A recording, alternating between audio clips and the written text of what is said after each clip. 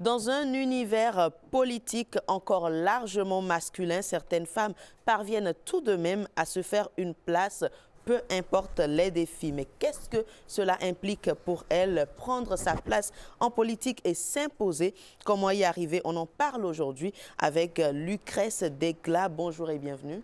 Bonjour Jennifer.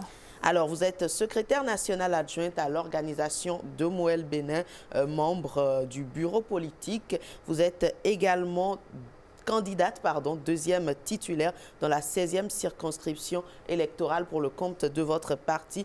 Et vous êtes également fondatrice d'une association Graceful Woman. Merci d'avoir accepté notre invitation. Tout le plaisir est pour moi. Alors, avec tout ce que je viens de décrire, on sent un peu le leadership en vous. Déjà, qu'est-ce qui vous a motivé personnellement ou qu'est-ce qui peut motiver une femme à aller vers la politique? Déjà, il faut dire que la politique fait partie est cette sphère-là qui agit ou qui est transversale à toutes les autres sphères de la vie. Il n'y a rien qui se fasse dans un pays sans que le politique s'y implique, que ce soit dans les affaires, que ce soit dans le social, que ce soit dans l'éducation, etc., etc. Et à un moment donné de la lutte associative, je vais dire, nous nous sommes rendus compte que les femmes étaient porteuses d'idées, porteuses de projets. Elles avaient beaucoup d'entrain, beaucoup d'énergie à faire beaucoup de choses, mais ne pouvaient pas aller au-delà, ne pouvaient pas s'imposer plus que cela. Parce qu'il ne faut pas oublier les pesanteurs socio-culturelles, il ne faut pas oublier aussi les limites qui sont venues avec, que ce soit dans le mindset de la femme et que ce soit même dans le quotidien de la femme. Et donc, qu'est-ce qu'il faut faire? C'est qui mieux que les femmes pour porter les causes des femmes, pour comprendre. Parce que le débat qu'on fait souvent, c'est que les hommes nous sacrifient. Mais je crois que c'est beaucoup plus parce que les femmes comprennent mieux ce qu'elles vivent, qu'elles sont les mieux placées pour aller défendre leur cause. Et donc, je crois fondamentalement que c'est à ce moment qu'en 2019, je me suis dit qu'il fallait que plus de femmes s'engagent en politique. Et le cran n'est pas venu tout de suite. Je crois que moi, j'ai fait vraiment le saut à partir de 2021, fin 2021, pour me dire il est temps que je m'engage en politique parce que si mon discours est de demander aux femmes de s'engager en politique pour pouvoir changer les choses, il faut que moi-même, j'en sois d'abord le modèle. D'accord. Alors, vous parliez tantôt des pesanteurs socio-culturels qu'on ne néglige pas et qu'on ne sous-estime pas du tout. Mais d'où vient la force de la femme qui, malgré tout ce qu'elle entend, se dit « tiens, j'y vais, peu importe ». C'est pour ça que je parlais du mindset.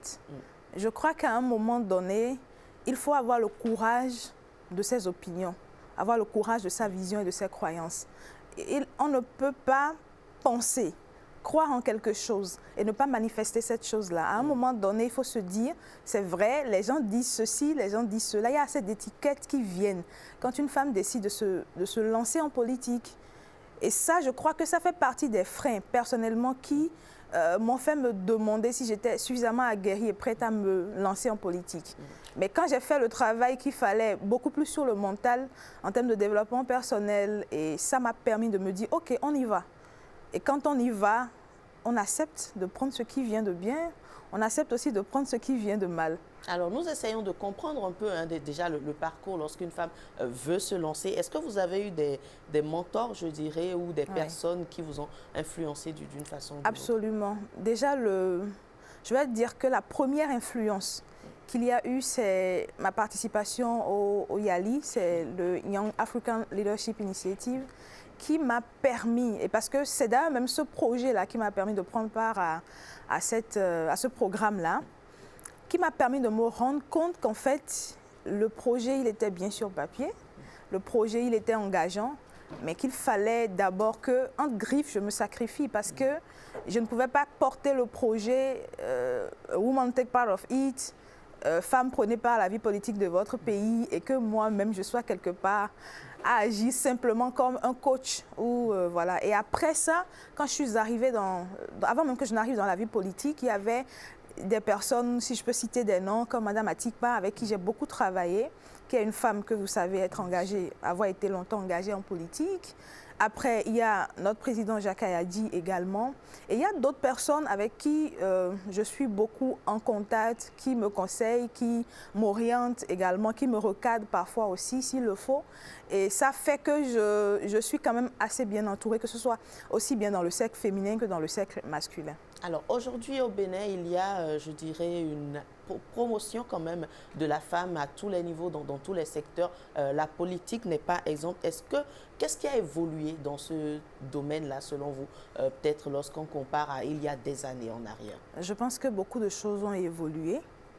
À l'époque où le projet me tenait beaucoup à cœur, je crois qu'il y avait, si ma mémoire est bonne et je remonte bien loin, il y avait peut-être entre 5 ou 9 femmes à l'Assemblée nationale à l'époque, il y avait peut-être 4 ou 5 femmes ministres à l'époque, et ça ne variait pas véritablement. Et on s'est rendu compte que plus le temps passait, plus même au contraire, ça se dégradait parce qu'on avait quand même des dames de la trempe de Rosine Soglo, on avait un certain nombre de personnes qui, même si elles n'étaient pas en quantité, faisaient quand même bouger les choses, on les sentait.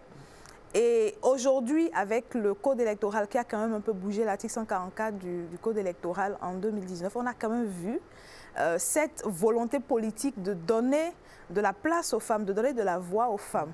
Et ça permet aujourd'hui que les partis politiques, le veuillent ou non, en aient le souci ou pas, de se retrouver dans l'obligation de positionner des femmes, pour permettre à ces femmes-là également d'être représentées dans les hautes instances de décision. Et ça, c'est déjà une grande avancée. Au-delà de ça, je crois qu'aujourd'hui, on constate qu'il y a également une volonté politique quand on regarde au niveau des directions, de certaines directions de l'État, au niveau donc même de certaines institutions, de certaines agences, on remarque que les femmes ont la confiance donc de l'État pour pouvoir exercer, je vais dire, depuis leurs compétences. C'est ça, depuis leurs compétences. Parce que quand on prend un homme et une femme pour le même poste, la femme a toujours plus à prouver parce qu'on se demande d'abord si elle est capable de le faire. Voilà. Justement, c'est vous entraînez vers ma question qui est, est-ce que les femmes dans le milieu déjà, une fois dans ce milieu-là, est-ce que les femmes et les hommes ont les mêmes réalités et ou les mêmes chances? Fondamentalement, la femme, quand on prend la femme, elle est constituée différemment sur le point de vue physiologique, sur le point de vue spirituel, etc. L'homme également est constitué différemment. Et dans la vie, pour les mêmes postures, les deux ne peuvent pas appréhender les choses de la même manière. Ça, il faut déjà l'accepter, c'est une réalité. C'est vrai, nous pouvons faire les mêmes choses, mais pas avec forcément les mêmes approches, pas avec la même perception, pas avec le même flair. Et donc, quand on se retrouve dans le milieu politique précisément, quand on prend l'homme et la femme, même quand ils ont les mêmes chances, la femme, elle a toujours ce besoin-là de se réadapter ou de se réupdate, si on peut dire ça comme ça. Parce que l'homme est habitué à, la femme moins. Et quand elle arrive, soit elle arrive avec un peu de bagages qui lui permettent de tenir, soit elle arrive et elle est obligée de se solidifier davantage pour pouvoir tenir dans un milieu qui est fortement masculin. Il faut le reconnaître. Et c'est ça également qui fait qu'aujourd'hui, les femmes ont besoin, et ça je le dis souvent, les femmes ont besoin de beaucoup d'accompagnement, beaucoup de formation. Pas que les hommes n'en ont pas besoin, mais les femmes en ont plus besoin. Parce qu'elles viennent dans un milieu auquel elles ne sont pas forcément acclimatées, avec des réalités qui leur sont peut-être totalement étrangères. Donc, il faut qu'elles arrivent à s'immerger, à vraiment s'insérer pour pouvoir avancer. D'accord. Il y a quand même un phénomène, si je puis dire, qui fait un peu cliché. Il faut l'avouer, lorsqu'on est peut-être à des rencontres, à des meetings, les femmes sont mises en avant, mais pas forcément au premier plan, c'est-à-dire pas forcément sur la chair. Exactement. Les femmes sont plutôt là à magnifier un peu, à chanter des louanges. Absolument. Est-ce que c'est cela dans la réalité? Parce que vous avez quand même donné des exemples de femmes qui ont réussi à s'imposer, à aller au-devant de la scène. Est-ce que c'est un peu ce qui se passe dans les coulisses chez vous en politique ou est-ce que c'est tout autre chose? Alors, je crois que les femmes, déjà, quand on prend la femme, naturellement, elle est fédératrice. D'accord. La femme sait rassembler, sait mettre les gens ensemble, sait mettre l'ambiance. Et ce que vous décrivez est une réalité culturelle qui fait que, quand moi je suis arrivée en politique, les premières remarques que j'ai eu à faire, et ça, je n'ai pas manqué de le faire remarquer aux femmes avec qui on allait souvent dans les meetings, quand on arrive dans un meeting, toutes les femmes laissent toutes les premières places. Et elles s'asseyent peut-être à partir de la deuxième rangée. Absolument. Et une fois, j'ai demandé à mes devancières de m'excuser, mais pourquoi est-ce qu'elles... Ah non, on est venu avec les hommes, ce sont nos chefs et tout, il faut les laisser s'asseoir devant. Je dis, mais jusqu'à quand on va faire la politique de derrière un grand homme, il y a une grande femme? Moi, je crois en la politique. Une réalité, hein? Oui, je crois en la politique du à côté d'un grand homme, il y a une grande femme. Absolument. Oui, parce qu'on est, quand on parle du développement, je crois qu'il faut être suffisamment logique et je pense que le président Patrice Talon est suffisamment logique. C'est pour ça qu'il veut donner assez aux femmes. Parce qu'on quand on parle de développement et qu'on a deux bras valides, ce qu'un seul bras valide peut faire en 1 heure de temps, lorsque deux s'y mettent, ils peuvent le faire en 30 minutes. Absolument. Et donc, la femme aux côtés de l'homme, ce n'est pas pour que la femme vienne supplanter ou prendre la place de l'homme, mais c'est pour pouvoir permettre le développement dans un processus plus accéléré et avec un résultat plus conséquent. Et ça, les femmes doivent aussi le comprendre. Parce que s'il y a la volonté politique et que les femmes elles-mêmes ne prennent pas conscience de tout l'enjeu et de toute la responsabilité, parce que c'est aussi ça, de toute la responsabilité qui est la leur, elles vont toujours se sentir utiles dans les rôles entre griffes inférieures, mais qui ne sont pas aussi des moindres. Mais je crois que quand on parle de positionnement, par exemple, dans les partis politiques, nous sommes en train d'aller vers les prochaines échéances. Et quand il fallait faire le dépôt des dossiers, ça, c'est pas un secret de polichinelle. Je crois que beaucoup de partis n'ont pas pu faire de positionnement à 30% de femmes. Mais est-ce qu'il y a assez de femmes, justement, pas parce que les partis, c'est là où j'en viens, pas parce que les partis ne le veulent pas. Mais chez nous, on a pu faire un positionnement jusqu'à 30% au-delà. Mais quand on était à l'exercice, l'idéologie ou l'idéal qu'on souhaitait, c'était faire une parité parfaite, parité horizontale, parité verticale. Donc, une femme positionnée titulaire dans la première circonscription, dans la deuxième circonscription, un homme premier titulaire. Et dans la première circonscription, deuxième titulaire, une femme, ainsi de suite, de sorte à ce qu'on ait une femme, un homme, une femme, un homme. C'était l'objectif. Que vous n'avez pas réussi à atteindre, on n'a pas pu parce qu'il fallait qu'il y ait des femmes qui se positionnent. Vous imaginez que parfois même des gens ont la volonté, viennent déposer leur dossier. Peut-être qu'elles n'ont pas su bien négocier avec monsieur et que monsieur dise « je ne veux rien entendre, tu me retires ton dossier ». Tu n'es pas candidat. Oui, tu n'es pas candidat. Tu peux être militante, figurante, etc. Mais nous ne voulons pas. C'est aussi ça les réalités que vivent les femmes. Mais à ce moment, comment on s'impose finalement? Je crois qu'il faut déconstruire parce que, comme le dirait l'autre, il faut changer la tête de la tête. Il faut reformater vraiment le système de pensée de la femme. Comment est-ce que la femme elle-même, elle se voit? Comment est-ce qu'elle se positionne? Vous allez remarquer que souvent, quand il y a des débats télévisés, des débats radiophoniques, ou bien même qu'il faut prendre la parole dans des médias, généralement, dans les sphères politiques, vous allez voir vraiment très rares sont ces femmes-là qui donnent de la voix parce que, pas parce qu'elles n'ont rien à dire, pas parce qu'elles n'ont rien de constructif à dire, mais parce qu'elles ont peur de s'afficher, elles ont peur de se mettre au devant, peur de ce que les gens vont dire, qu'est-ce que les gens vont penser, comment est-ce que les gens vont me lyncher, etc. Et ça fait qu'elles ne sont pas... Donc, il faut travailler sur le mental de la femme, il faut former la femme. C'est un gros travail de développement personnel d'abord. Et quand les outils viennent, quand le travail de fondation est déjà fait, ça prend plus facilement. D'accord. Alors, est-ce qu'il est possible, parce que nous sommes, je reviens à notre contexte socio-culturel où, vous le disiez bien, malheureusement, certaines personnes ont l'injure facile, ont le jugement facile et ça déstabilise. Est-ce que ce n'est pas pour ça et pour qu'on le veuille ou pas, on nous parle de préserver son image. Est-ce que si vous deviez choisir justement entre préserver l'image, être lisse, bonne femme, femme parfaite, femme convenable et devenir une femme leader politique, est-ce que vous êtes sûr que vous opterez facilement pour la femme leader, peu importe les attaques et les qu'en dira-t-on? Il y a un mentor qui m'a dit une fois que accepter de porter une cause, accepter d'être un leader, c'est accepter d'être une poubelle. Si vous voulez que les deux soient départis, ne choisissez pas d'être leader. Restez chez vous, allez au boulot, mangez, dormez, priez, passez une bonne vie avec votre famille. Soyez le citoyen lambda, mais si vous voulez porter une cause, si vous avez une vision, si vous voulez être leader, vous voulez accoucher de quelque chose, vous devez accepter d'être la poubelle. Parce que si vous n'acceptez pas d'être la poubelle, et ça c'est le mental qu'on forge, parce qu'effectivement, ce que vous dites est absolument vrai.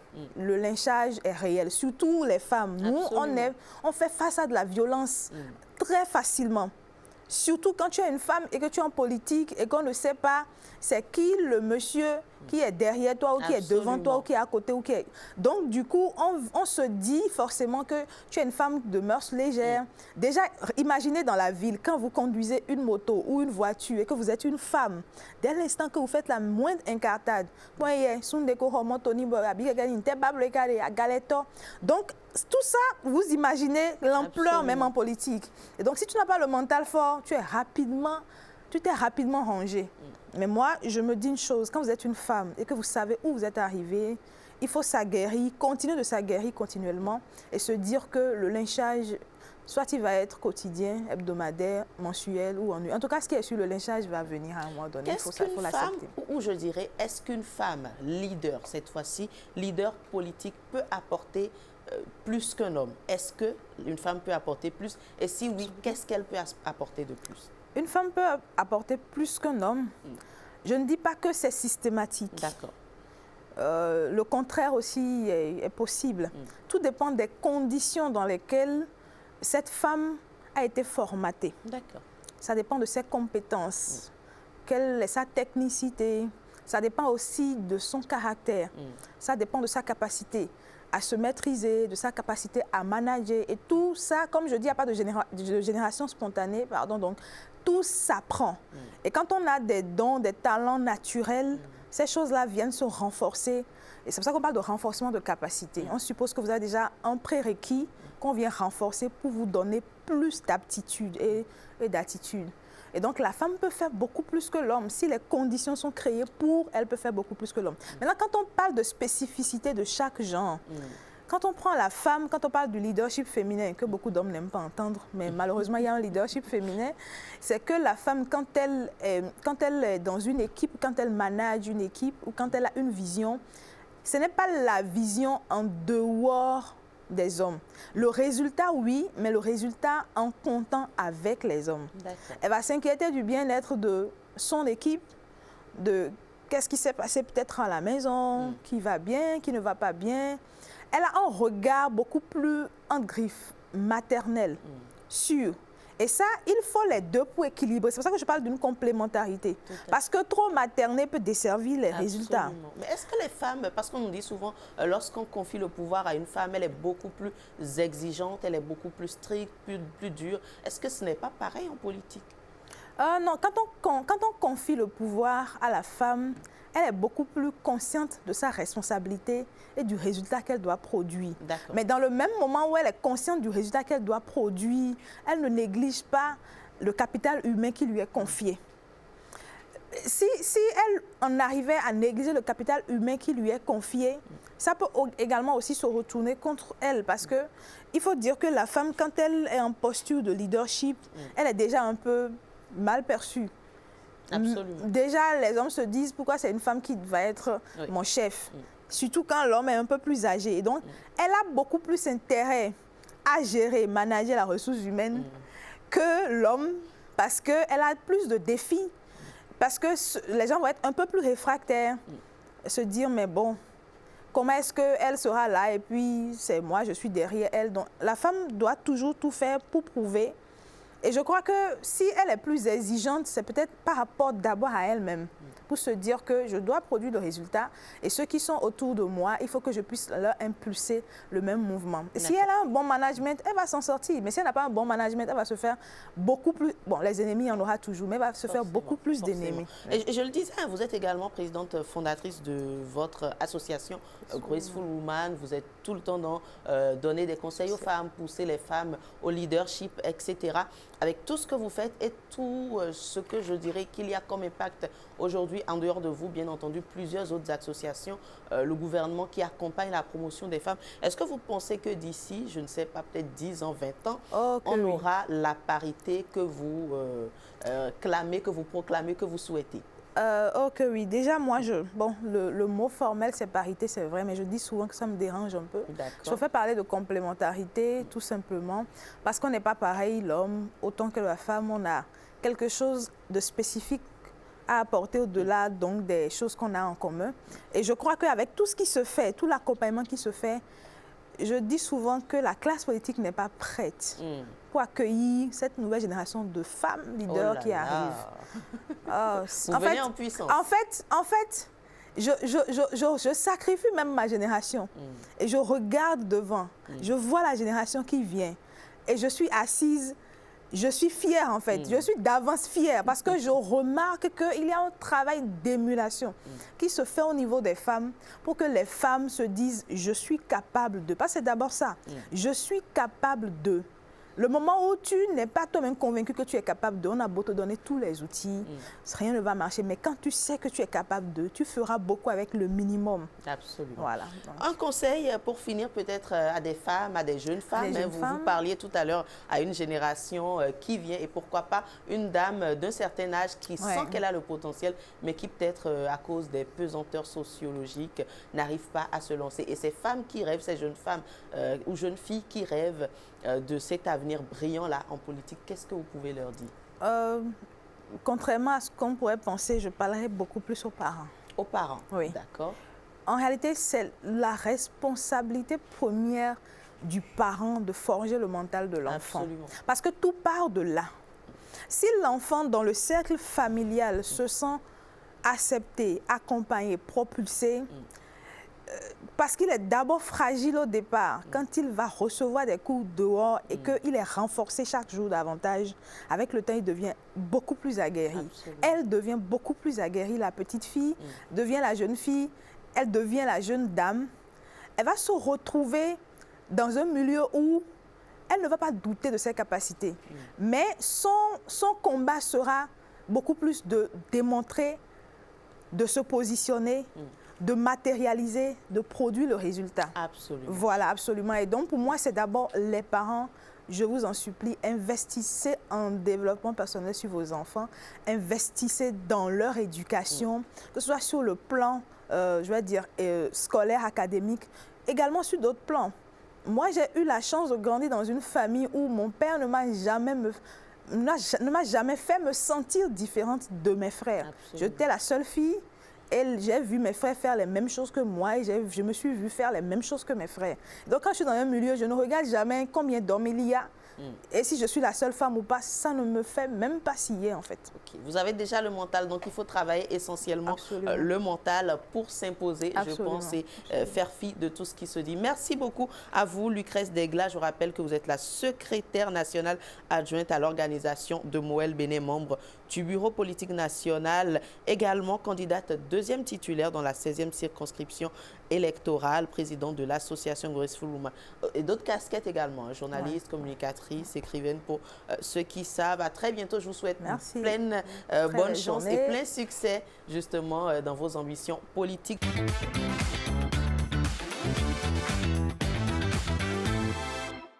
Dans un univers